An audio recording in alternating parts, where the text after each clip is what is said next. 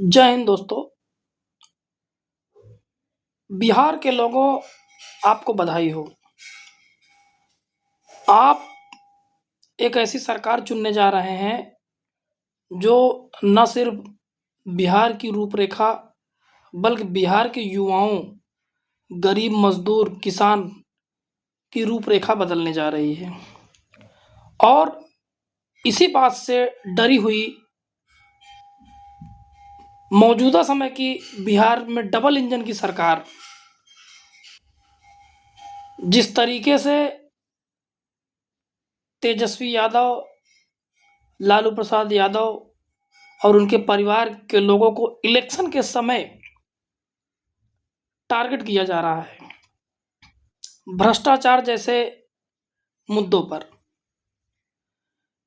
Election का समय है, पूरा बिहार ही नहीं पूरा देश जानता है कि ये पैतरे डरे हुई मौजूदा डबल इंजन की सरकार, खास तौर से डंकापति जी, वो जानते हैं कि तेजस्वी की पॉपुलैरिटी पूरे बिहार में किस तरीके से फैली हुई है।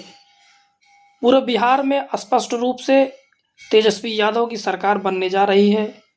ये बात मैं दावे के साथ कह सकता हूँ, और मैं ये बात दावे के साथ इसलिए कह रहा हूँ क्योंकि भारतीय जनता पार्टी ने जितनी एजेंसियों से सर्वे करवाए हैं, आरएसएस प्रधानमंत्री जी ने जिसे एनजीओ बना दिया, उनके मुंह से ही सुनने में आया था कि आरएसएस एक एनजीओ है। चलिए मानते हैं एनजीओ है। आरएसएस का भी सर्वे और जितनी भी एजेंसियां बिहार में लगी थी कि किसकी सरकार आ रही है, और इसके अलावा सोशल मीडिया पर जिस तरीके से लोग सवाल पूछते हैं कि किसकी सरकार आ रही है, तो इस तरीके से जितने भी सर्वे हैं, सभी सर्वे में आरजेडी की सरकार स्पष्ट रूप से तेजस्वी यादव बिहार के मुख्यमंत्री बनने जा रहे हैं। मैं बिहार के लोगों से कहना चाहता हूं, खास तौर से आरजेडी के लोगों से कहना चाहता हूं, वर्तमान डबल इंजन की सरकार इतनी ज़्यादा डरी हुई है कि आपको डराएगी, धमकाएगी, जितने भी पैंतरे हैं सारे पैंतरे अपनाएगी। पर मैं जानता हूं कि जिस तरीके से आपका आने वाला मुख्यमंत्री मजबूत और दमदार हृदय वाला है, उसी तरीके से बिहार की एक एक जनता आरजेडी को मतदान करके यह साबित कर देगी कि मौजूदा डबल इंजन की सरकार नकारी, निकम्मी और दो कौड़ी की सरकार है। और जो डराने का काम, धमकाने का काम इलेक्शन के समय हो रहा है, ये देश की पूरी जनता समझती है, बिहार का एक एक नौजवान समझता है, किसान समझता है कि भारतीय जनता पार्टी और बिहार की डबल इंजन की सरकार पूरी तरीके से तेजस्वी यादव और उनके परिवार से, खास तौर से बैकवर्ड समाज से डरी हुई है। बैकवर्ड समाज के वोट बैंक से डरी हुई है। सामाजिक न्याय के योद्धा लालू प्रसाद यादव और उनके वंशजों से डरी हुई है। इसीलिए इलेक्शन के समय अपने एजेंसियों का इस्तेमाल हो रहा है, खास तौर से न्यायपालिका का भी दुरुपयोग हो रहा है। हम ये कहना चाहते हैं कि अगर देश में न्यायपालिका है, जिंदा है, तो जिस तरीके से 10-10 हज़ार रुपये महिलाओं के खाते में आए थे, वो नोट के बदले वोट की योजना है।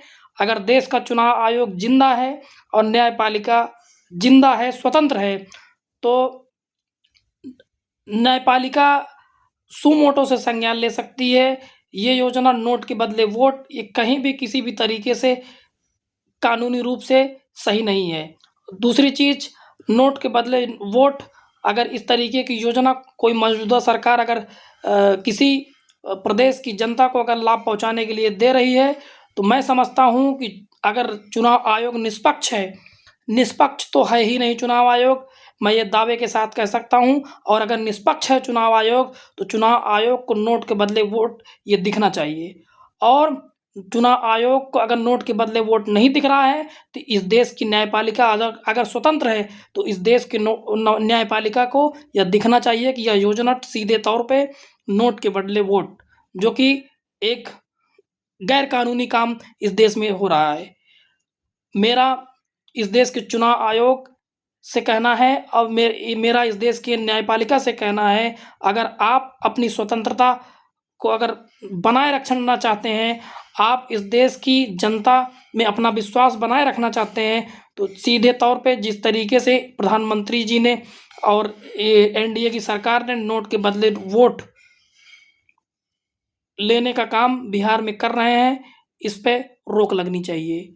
और मैं बिहार के लोगों से कहना चाहूँगा कि बधाई हो आपको, आप एक ऐसी सरकार चुनने जा रहे हैं, जो पूरे बिहार में देश के नौजवानों, प्रदेश के नौजवानों, किसानों, मज़दूरों की सुनने वाली सरकार होगी, ना कि जो है जुमले वाली सरकार होगी।